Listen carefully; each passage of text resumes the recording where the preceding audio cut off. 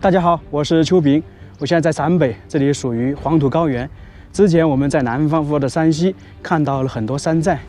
基本上是在山顶上面。而那之前看的山寨跟我们今天看的真的是小巫见大巫。这个山寨通过航拍的画面可以看到非常震撼，四周都是悬崖绝壁。关键是有一点这一座山基本上是被掏空了。我们现在可以看到密密麻麻的洞窟分布在崖壁上面，这个可以说是一个浩大的工程。那么这种山寨到底是谁所建？它用来做什么呢？这个山寨看起来是不是非常震撼？从河流到顶部大概有150米左右。这个山寨是沿着河流修建的，其实相当于就是在一个崖壁上面建造的嘛。它是分为上中下3层，可以看到在最底部呢洞窟比较多，中间呢少一点，最顶部就更少了。它是依据山体结构来建造的。这个山寨大概是北宋时期建造的，已经有1000多年了。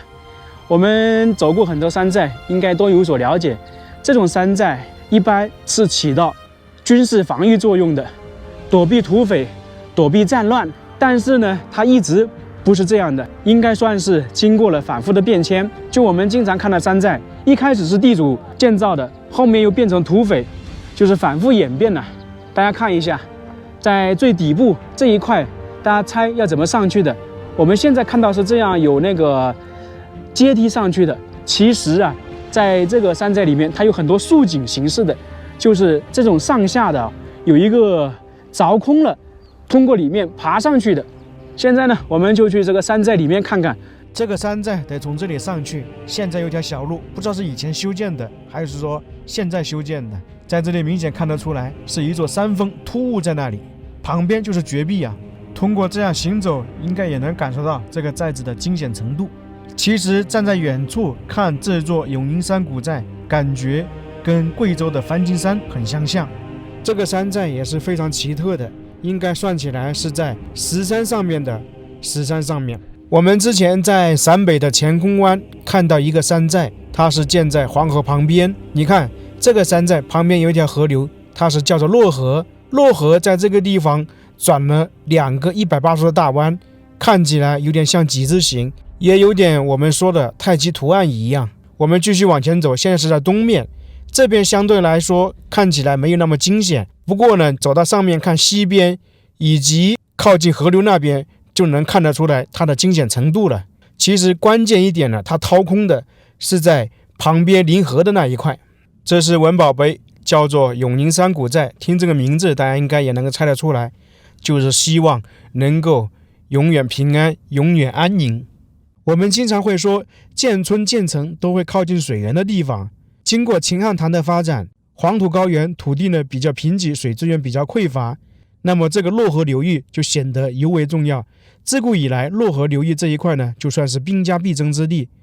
它旁边呢，又是一条非常重要的驿道，我们说的国道一样。在和平时期还好，在古代，如果是碰到灾荒以及战乱时期，那么这一条道路旁边生活的人呢，就可能会遭受土匪的袭击。那么这个山寨呢，地势险要，从宋朝的时候就有当地的村民或者一些地主，他们就会选择这个山寨作为一个据点来抵御土匪等等。那在历史上有一段时期匪犯特别多，当时把他们的衙门都搬到这个山寨来了。不过这个山寨跟我们看到其他的山寨也类似，它有一段时间呢也是被土匪占据了，也算是几经变迁。我们沿着这个台阶走上去，明显的看得出来，这个完全是在石山上面开凿的一个台阶道路，就是不知道是以前开凿的还是现在开凿的。当然旁边这个护栏是由于现在正在打造景区而修建的，这个坡度还是挺大的。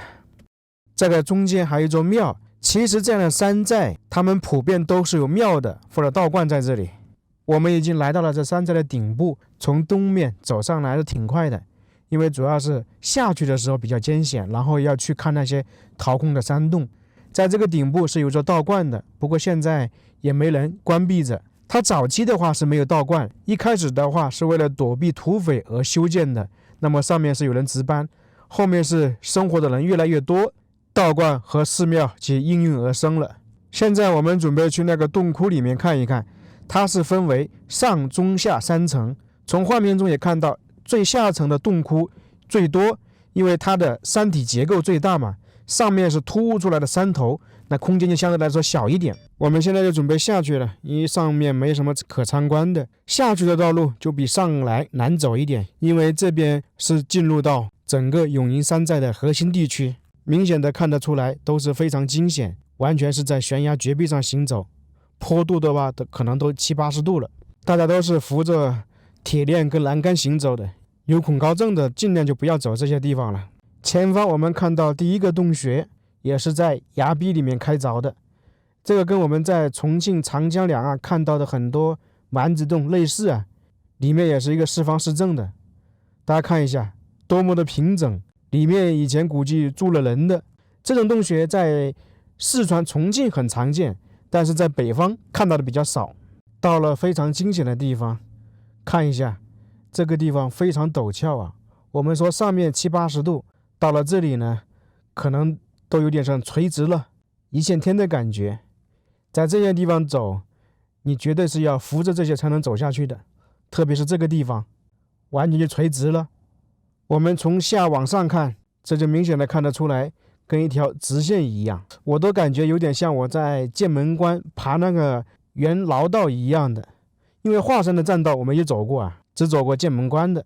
现在我们是到了中间的部分，明显的看得出来这又是一个山洞了。在这些地方它是叫崖窑，在南方是叫做蛮子洞，只是说法不一样。我们说黄土高原有很多窑洞嘛，那些是在黄泥土里面挖的，而这些是在山上挖的，从而称之为崖窑。里面的布局可能都差不多，因为我们已经看过很多这些山洞崖洞，里面非常规整而且比较平，我就不知道当年他们是怎么开凿的。它这个里面其实相当于我们说的一个套间，你看前方还有一个小房间，那么当年居住在这里的人可能是有一定的身份的，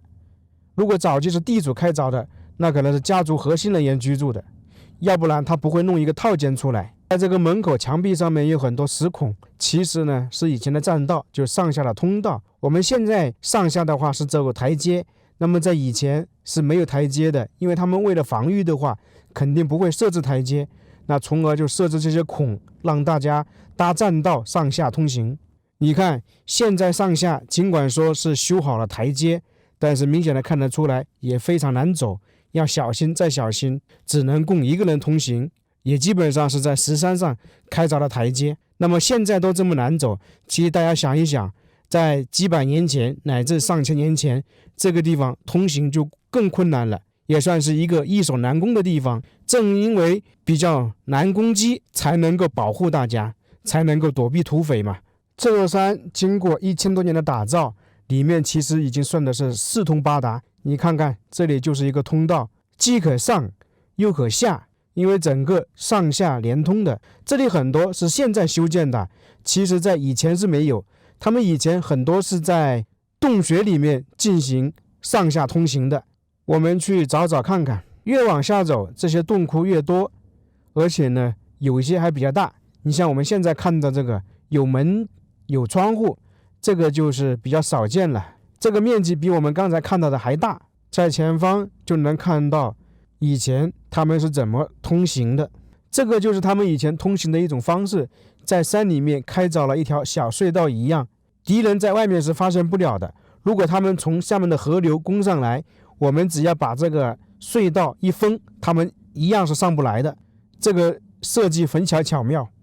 同时这也是一个机关，你如果这里往下扔石头也能挡住他们。尽管说这些洞窟里面的布局差不多，不过我很佩服他们出行的方式。我们刚才看到他们是开凿了一个小的隧道，暗道一样，这个在其他的那些山寨是比较少见的，这里可以说是让我们大开眼界啊，也不得不佩服那些工匠的精神，工匠的技术。这个山寨大概是能够居住1000多人，也是非常庞大的，因为它里面的洞穴非常多。其实说起来，这个永营山寨是古代的人们为了更好的生活，用双手在绝壁上开凿出来这样一个个洞穴用来生活。想想其实挺不容易的，因为古代技术相对来说比较落后，在这样的山上面开凿一定是花费了长时间的。尽管说这个山寨历经变迁，一开始是人们为了躲避土匪、躲避战乱而修建的，后面又变成土匪居住的，但这里呢还是古代人民的结晶。现在这个地方是一个旅游休闲的好场所，你来到这个山寨，站在这个山寨上面登高望远，你就很有可能能够感受得到当年这个地方热闹的场景。